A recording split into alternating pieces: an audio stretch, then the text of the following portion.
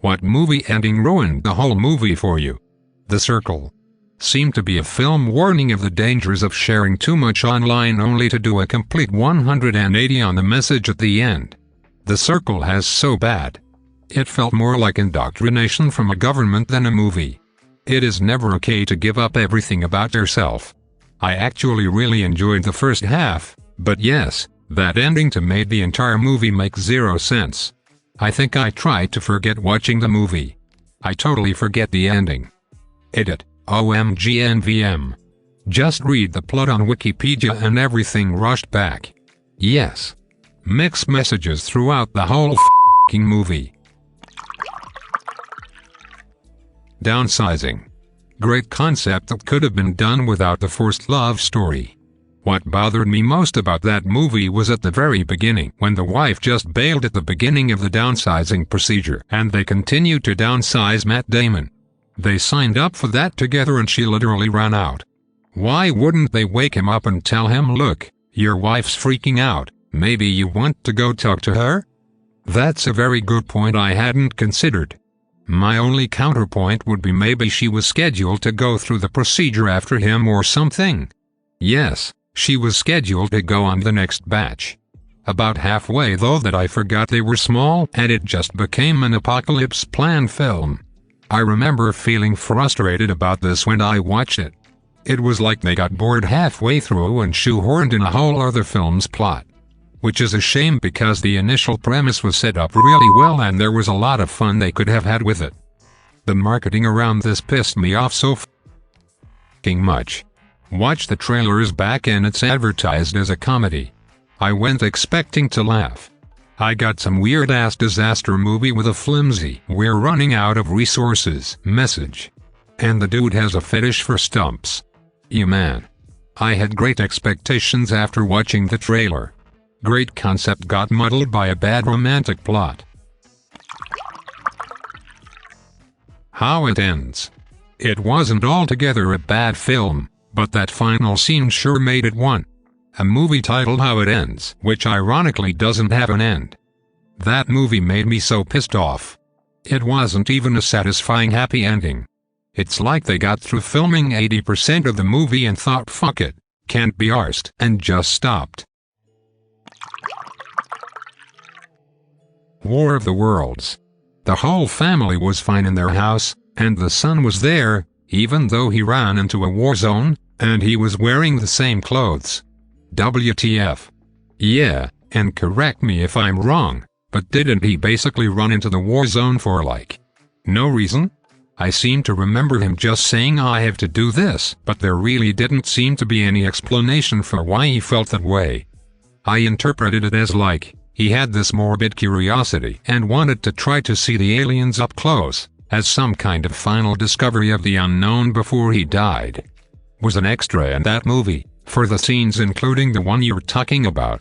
I was on the set for all of one day, and I was only an extra along with hundreds of others, so it's not like I saw a script or anything. What I can tell you is what we were told before filming that day. We were playing refugees, each of us carrying a suitcase or some other kind of item, and on cue we were to react to a fighter jet that would be edited in later that was flying low overhead, turn and see the jet attack the aliens, and then, inspired by seeing other humans fight back, we were to drop our items and charge the hill to join the fight, even though we were unarmed. I think they intended this to show the desperation of man coupled with the brotherhood of humanity, or something along those lines. This is the fight the son was joining. Somewhere along the way, the movie failed in conveying the legitimacy of that turn in the people. Don't know if it was in the concept itself, in the writing, the direction, the editing, or what. My money's on the editing though, because those bastards cut me out of a shot where I was charging up the hill directly behind Tom Cruise. Edit to add, I forgot there were also National Guard extras on hand that day, so when the refugees charged the hill we were supposed to be charging behind Humvees too, if I remember right. Thanks for sharing your experience, that actually makes a ton of sense. If I recall correctly, a lot of the refugees were charging after tanks.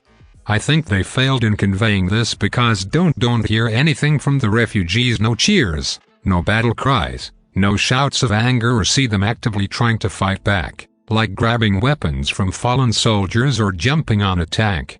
A failing on the script, direction, and camera work. I was just upset that Son was alive. What a brat.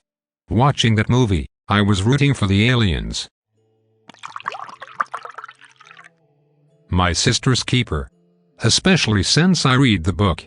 I very nearly threw my remote at the TV. I was so f***ing pissed. I came here to rant about this movie.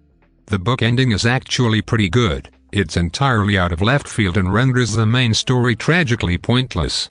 It really tries to make a commentary about agency while being a pretty wild ride. It's a good bad ending. The movie ends like approximately 700 other Lifetime movies about a loved one with cancer. Whenever I think of this movie I get mad and start ranting because it's such a boring, cliché bad ending. Like whoever wrote the script decided to go for the safe choice to make viewers sad in the easiest, soppiest possible fashion instead of following the book. Arg. If they want to make a movie based on a book about cancer, they should do Sadako and the 1,000 Paper Cranes. Here's this little girl who thinks if she can fold 1,000 paper cranes, she'll be able to make a wish and her wish to be healthy will be granted. It's such an optimistic, feel-good story with her friends, her family, her whole community coming together to support her. She has so much hope that if she can fold 1,000 cranes, her wish will be granted. But she can't. She dies after making the 624th crane. Her classmates fold 356 more cranes and bury them with her. It's based on a true story.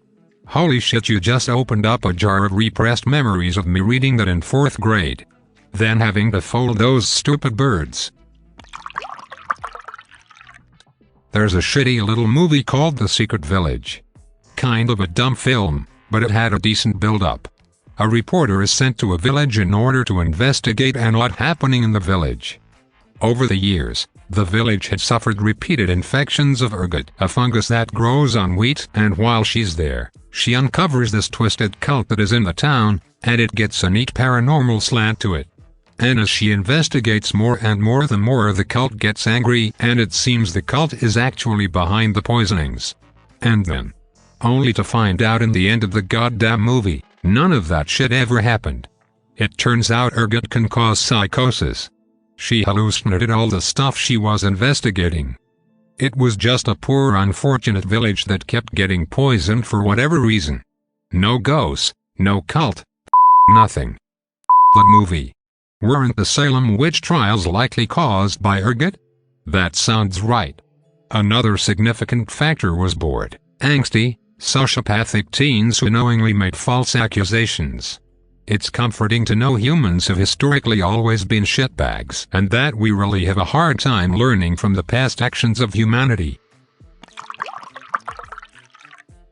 Passengers. It could have been an amazing sci-fi movie where Jennifer Lawrence was forced to make the same decision Star-Lord did. Instead they went happily ever after. Hancock. Loved the premise, and seeing Hancock start as this sarcastic, alcoholic, and bitter hero who's hated by everyone turn into an actual hero that people look up to and respect is touching. The PR angle for a superhero movie was interesting and unique. But then all of that is ruined by the lover's twist, and all of Act 1 and 2 pretty much is thrown out.